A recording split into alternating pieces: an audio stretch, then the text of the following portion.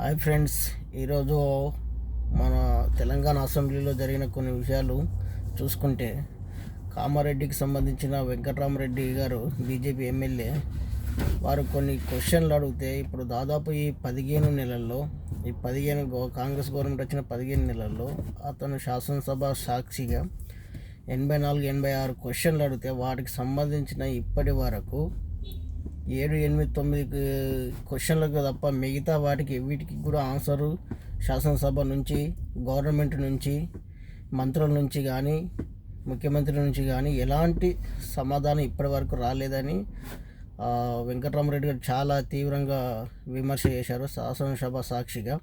ఎందుకంటే అది శాసనసభ గవర్నమెంట్కు ఒక మంచిది కాదు. అంటే క్వశ్చన్ ఒక శాసనసభ ఎమ్మెల్యే అడిగినప్పుడు అవి ఆన్సర్ ఇవ్వాలి. గవర్నమెంట్ కంపల్సరీ ఆన్సర్ ఇవ్వాలి, క్వశ్చన్లకు ఆన్సర్ ఇవ్వాలి, వివరణ చెప్పాలి. అది చెప్పలే. అదొక దురదృష్టకరమని వెంకటరామరెడ్డి గారు చాలా తీవ్రంగా విమర్శించారు. అలాగే ఆర్మూర్ ఎమ్మెల్యే రాకేష్ రెడ్డి గారు కూడా కొడంగల్ నియోజకవర్గాలకు, మిగతా నియోజకవర్గాలు, కాంగ్రెస్ నియోజకవర్గాలకు ఏమో 1000 కోట్ల చొప్పున నిధులకు తీసుకెళ్తున్నారు.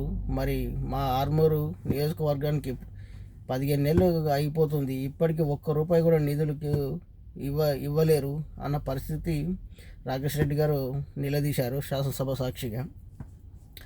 ఇక ఎంఐఎం చూసుకుంటే అసదుద్దీన్ ఓవైసీ గారు అతను కామెంట్ చేశారు, ఇది గాంధీ భవనా లేకపోతే శాసనసభనా, మీరు గాంధీ భవన్ నడుపుతారా, శాసనసభ నడుపుతారా, ఏది నడుపుతారు మీరు అని అతను కామెంట్ చేశాడు, తీవ్రంగా విమర్శ చేశారు.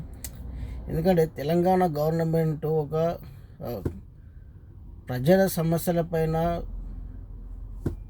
గురించి మాట్లాడాలి, ప్రజల సమస్యల గురించి వివరణ ఇవ్వాలి, చేయాలి. కానీ శాసనసభ పక్ష నేతలు అడిగిన క్వశ్చన్లకు ఆన్సర్ ఇవ్వాలి, మంత్రులు కానీ, ముఖ్యమంత్రి కానీ, ప్రతి ఒక్కరు వాళ్ళు.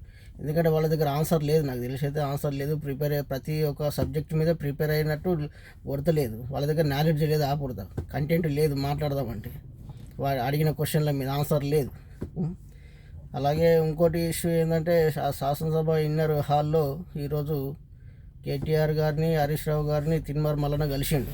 కొంత విమర్శలు వస్తున్నాయి బీఆర్ఎస్ పార్టీ నుంచి, వాళ్ళ కార్యకర్తల నుంచి సోషల్ మీడియాలో. ఎందుకంటే అతను కలిసిన సిచ్యువేషన్ ఏంది, సందర్భం ఏంటంటే బీసీ బిల్లుకు మద్దతు తెలపాలి అఖిల పక్షాలు అన్ని పార్టీలు కలిపి. ఇప్పుడు ఢిల్లీలో జరగబోయే జంతర్ మంతర్లో ధర్నా నిర్వహిస్తున్నాము. ఆ ధర్నాకు సంబంధించిన మద్దతు కావాలి అన్ని పార్టీలు. బీజేపీని కలిసిన అన్నాడు, ఎంఐఎంని కలిసిన అన్నాడు, కాంగ్రెస్ను కూడా గవర్నమెంట్ తరఫున అడిగిన అన్నాడు, బీఆర్ఎస్ను కూడా అందులో భాగంగానే కలిసిండు. కాకపోతే ఏంటంటే బీఆర్ఎస్ కేసీఆర్, కేటీఆర్, హరీష్ రావుల మీదనే విమర్శలు చేస్తూ ఎదిగిన వ్యక్తి తిన్మార్ మల్లన్న.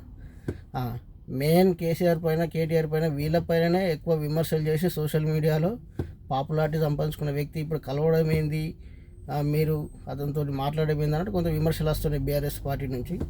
ఏదేమైనా ప్రజల సమస్యకు సంబంధించింది, బీసీ బిల్లుకు సంబంధించింది కలిసిండు కాబట్టి, మద్దతు కావాలని కోరిండు కాబట్టి తిన్మార్ మల్లన్న వాళ్ళు కూడా ఏకీభవించవచ్చు కలవనీకి.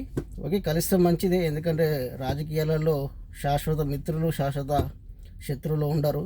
ఒకవేళ బీసీ బిల్లు ఆమోదమై, ఎందుకంటే ఇప్పుడు దాదాపు అన్ని రిజర్వేషన్లు, ఇప్పుడు బీసీ కానీ, ముస్లిం బీసీలు, ఎస్సీ ఎస్టీ ఇవన్నీ రిజర్వేషన్లకు అన్నికి సంబంధించి దాదాపు 50% పైన అయిపోతుంది రిజర్వేషన్.